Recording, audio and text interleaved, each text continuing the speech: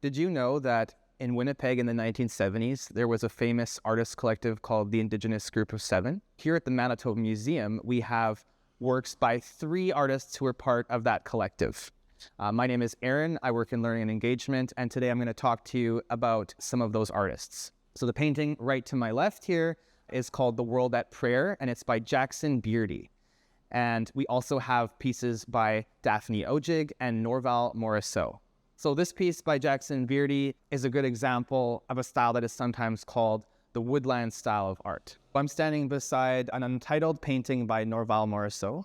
Norval Morisseau is Anishinaabe, and he is said to have been the founder of what is sometimes called the woodland style of art. The woodland style of art is also sometimes called legend painting because a lot of the pieces, they are inspired and they depict legends, stories of the Anishinaabe and the Cree, and place them in the setting of contemporary art. So this piece to my left is called The World at Prayer, and it was by the artist Jackson Beardy, who is one of the members of the collective. Now, Jackson Beardy was inspired by the work of Norval Morisseau and expanded upon the woodland style in his own way. So one of the characteristic techniques in the woodland style is something called X-ray designs.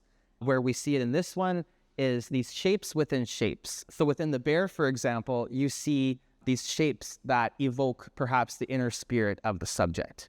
So here in the Welcome Gallery, we have a beautiful mural by Daphne Ojig, and it's called The Creation of the World, and it depicts the creation of Turtle Island from the Anishinaabe creation story. So Daphne Ojig was a self-taught artist, and she was inspired by the woodland art style, artists like Norval Morisseau.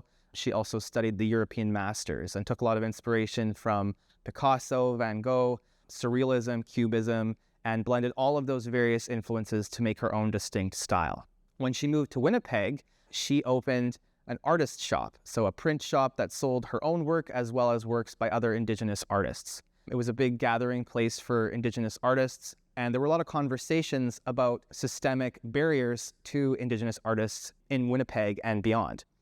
Ojig and 6 others decided to come together and form a collective, an artist activist collective.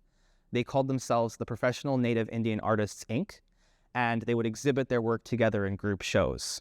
At the time, there was a Winnipeg Free Press reporter who nicknamed them the Indian Group of Seven, and the name stuck. And nowadays, they are often referred to as the Indigenous Group of Seven. So the Indigenous Group of Seven were only together as a collective for a few years, but in that short time, they made a huge impression on the art world. They challenged stereotypes about Indigenous artists. They brought national attention to contemporary Indigenous art.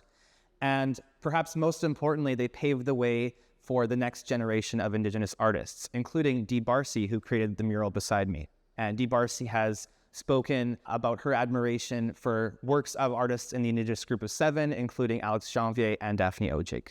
So during your next visit to the Manitoba Museum, make sure to check out works by the Indigenous Group of Seven, as well as those they inspired.